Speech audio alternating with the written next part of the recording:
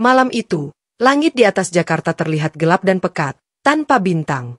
Penerbangan GA254, pesawat komersial yang terbang dari Jakarta ke Surabaya, bersiap untuk lepas landas tepat pada pukul 23 waktu Indonesia Barat. Kabin penuh dengan penumpang yang sebagian besar terlihat lelah, ada yang langsung tertidur, sementara yang lain sibuk dengan ponsel atau buku mereka. Rina, seorang pramugari berusia 27 tahun, berdiri di dekat pintu kokpit, memeriksa daftar penumpang untuk terakhir kalinya sebelum pesawat mulai bergerak. Ini adalah shift terakhirnya sebelum cuti panjang, dan ia sudah tidak sabar untuk beristirahat. Namun, sesuatu di dalam hatinya terasa tidak nyaman malam ini, seperti ada firasat aneh yang mengganggunya. Semuanya baik-baik saja, Rin? Tanya Siska, rekan pramugarinya, sambil menepuk pundaknya. Rina mengangguk cepat, mencoba mengusir perasaan tidak enak itu. Iya, cuma capek aja. Penerbangan malam selalu bikin merinding. Siska tertawa. Ah, kamu kebanyakan nonton film horor. Setelah pesawat lepas landas dan mencapai ketinggian jelajah, Rina mulai berkeliling kabin untuk memastikan semua penumpang baik-baik saja. Saat ia berjalan menyusuri lorong, matanya tanpa sengaja tertuju pada seorang pria yang duduk di kursi 13A, dekat jendela. Pria itu terlihat berbeda dari penumpang lainnya. Ia mengenakan jas hitam yang rapi, tangan terlipat di atas pangkuan, dan duduk sangat tegak, terlalu kaku untuk seorang penumpang biasa. Yang membuat Rina berhenti sejenak adalah wajahnya. Atau lebih tepatnya, ketiadaan wajahnya. Dari kejauhan, Rina mengira pria itu mungkin sedang menunduk atau wajahnya tertutup bayangan. Tapi ketika ia mendekat, ia menyadari sesuatu yang salah. Wajah pria itu samar, seperti kabur, seolah tertutup kabut tipis. Tidak ada garis hidung, mulut, atau mata, hanya bidang kosong yang membuat jantung Rina berdetak kencang. Ia menggosok matanya, berpikir mungkin ia terlalu lelah. Tapi ketika ia melihat lagi, pria itu menoleh ke arahnya. Dan di balik kerah jas hitam itu, benar-benar tidak ada wajah. Rina nyaris menjerit, tapi suaranya tertahan di tenggorokan. Ia mundur perlahan, berusaha tetap tenang. Aku pasti salah lihat, pikirnya. Ia memalingkan muka sebentar, lalu menatap kembali ke kursi 13A. Kursi itu kosong. Tidak ada pria berjas hitam. Tidak ada penumpang. Hanya kursi kosong dengan sabuk pengaman masih terkunci rapi, seolah tidak pernah ada yang duduk di sana. Rina menelan ludah. Tangannya gemetar saat ia meraih manifest penumpang di saku seragamnya. Dengan cepat, ia memeriksa daftar nama. Kursi 13A, TNA Rahman. Tapi, tidak mungkin, gumamnya pelan. Ia menoleh ke arah Siska, yang sedang melayani penumpang di barisan depan. SIS, kamu lihat penumpang di 13A tadi? Siska mengerutkan kening, lalu melirik ke kursi tersebut.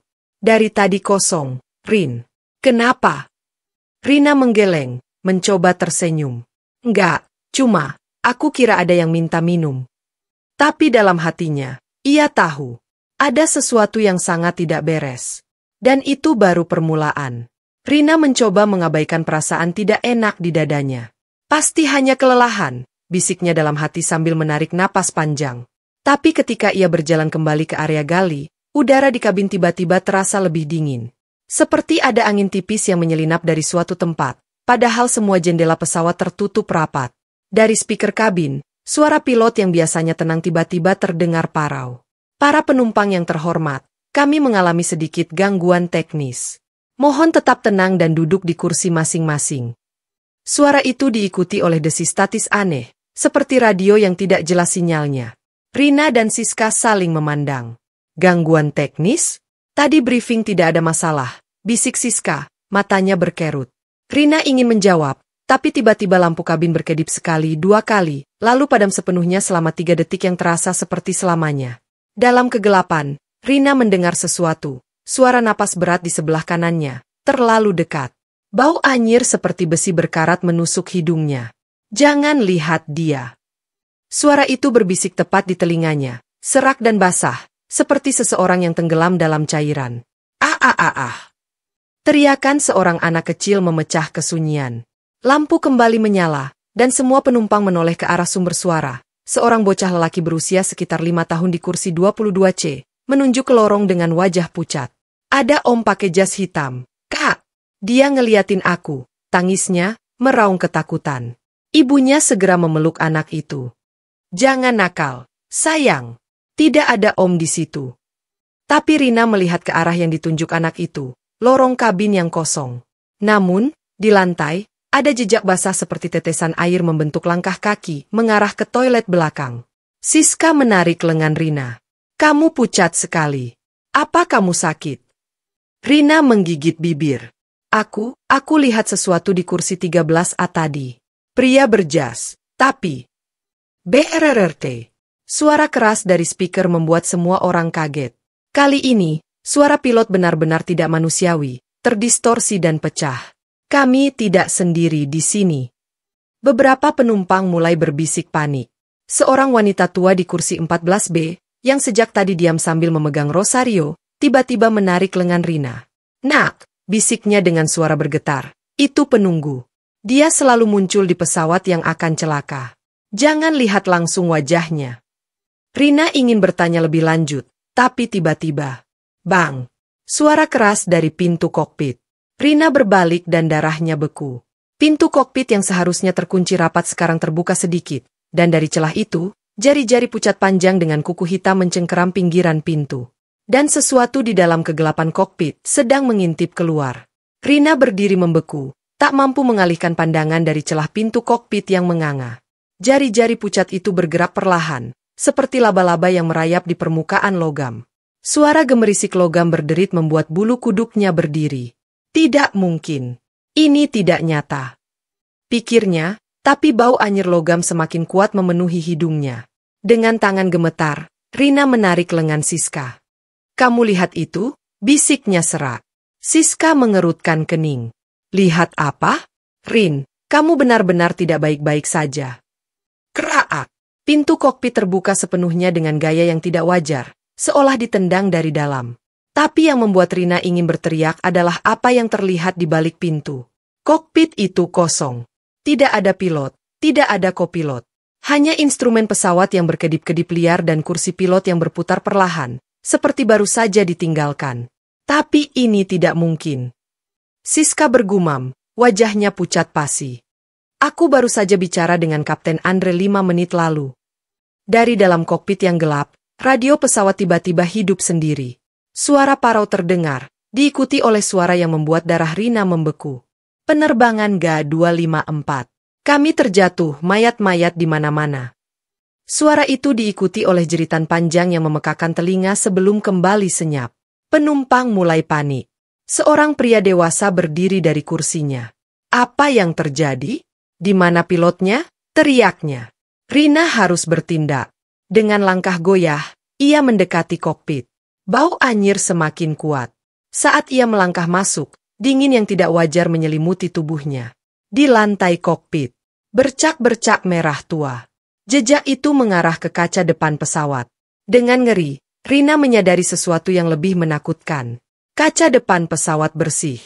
Padahal mereka seharusnya terbang di ketinggian 30.000 kaki di kegelapan malam, tapi yang terlihat di luar jendela hanyalah kegelapan pekat tanpa bintang. Seperti mereka tidak lagi berada di dunia nyata. Tiba-tiba, pintu toilet belakang terbanting terbuka dengan suara keras. Rina berbalik dan melihatnya. Pria berjas hitam itu berdiri di lorong kabin. Tapi sekarang Rina bisa melihat dengan jelas. Tubuhnya terlalu tinggi, terlalu kurus. Lehernya memanjang tidak wajar. Dan di tempat wajah seharusnya ada hanya bidang datar yang polos dan mengkilap, seperti kulit yang diregangkan. Satu persatu, penumpang mulai berteriak. Lampu kabin berkedip liar. Suhu udara turun drastis hingga napas mereka mengembun di udara. Pria tanpa wajah itu mengangkat tangan panjangnya yang pucat, menunjuk tepat ke arah Rina. Dan untuk pertama kalinya, suara muncul dari tempat mulutnya seharusnya. Kamu sudah melihatku. Sekarang kamu milik kami. Suara itu bukan berasal dari satu sumber, tapi seperti ribuan bisikan bersatu. Suara pria, wanita, anak-anak, semuanya berbicara bersamaan. Rina mundur ketakutan, punggungnya menempel di dinding kokpit. Di sekelilingnya, wajah-wajah penumpang mulai berubah. Kulit mereka menjadi pucat, mata menghitam, mulut terbuka lebar dalam teriak bisu. Pesawat tiba-tiba berguncang keras. Rina terjatuh, kepalanya membentur lantai. Dalam kesadarannya yang mengabur, ia melihat sesuatu yang membuat jantungnya berhenti berdetak. Di sayap pesawat, di luar jendela, Sosok-sosok bayangan berkerumun, menunggu. Dan yang paling menakutkan, salah satu dari mereka memiliki wajah Rina sendiri. Rina tersentak bangun dengan napas terengah-engah. Cahaya terang menyilaukan matanya. Pesawat dalam keadaan mendarat. Selamat datang di Surabaya. Waktu setempat menunjukkan pukul 00.45 WIB. Suara pilot terdengar jelas melalui speaker. Rina menggosok matanya. Bingung. Semua normal. Penumpang bersiap turun dengan wajah-wajah mengantuk. Siska tersenyum sambil mengatur tas di kabin. Kok kamu kelihatan kaget banget? Kamu tidur sepanjang penerbangan tadi. Rina memandang sekeliling dengan hati berdebar. Kursi 13A, kosong. Tidak ada jejak air, tidak ada bau besi berkarat. Mimpi, tapi terlalu nyata. Saat terakhir turun dari pesawat, Rina tidak bisa menahan diri. Ia bertanya pada pramugara yang berdiri di pintu. Maaf, Mas. Penerbangan tadi lancar saja, ya? Tidak ada masalah teknis. Pramugara itu mengerutkan kening. Masalah? Tidak ada. Penerbangan paling tenang malam ini. Tapi ketika Rina melangkah ke bangku terminal, sesuatu membuatnya berbalik. Di jendela pesawat, bayangan hitam berdiri, melambai pelan. Keringat dingin mengalir di punggungnya. Rin, ayo, kita harus lapor dulu, teriak Siska dari kejauhan. Rina memaksakan diri berjalan, tapi tiba-tiba. Permisi, Nona. Seorang petugas bandara memegang bahunya. Anda dari penerbangan GA254, ya? Rina mengangguk. Jantung berdegup kencang. Petugas itu mengeluarkan clipboard. Mohon maaf, tapi penerbangan GA254 dibatalkan tadi malam karena masalah mesin. Semua penumpang dialihkan ke pesawat cadangan. Bagaimana Anda bisa ada di pesawat yang salah? Dunia sekitar Rina seakan berhenti berputar. Tidak mungkin. Saya baru saja turun dari. Rina menoleh ke arah pesawat. Parkiran itu kosong. Tidak ada pesawat dimanapun. Siska dan kru lainnya menghilang dari pandangan. Dari speaker bandara, suara aneh terdengar. Penerbangan GA254 dinyatakan hilang. 5 Juli 1998. Semua penumpang dinyatakan tewas. Rina jatuh berlutut. Ingatannya berputar cepat. Foto koran tua di ruang tunggu. Headline tentang pesawat yang hilang 25 tahun lalu. Dan di cermin terminal, bayangannya sendiri tidak memiliki wajah. Bandara Juanda, 2023. Seorang pramugari muda melihat manifest penumpang. SIS, kok ada nama Rina di daftar kru GA254 malam ini?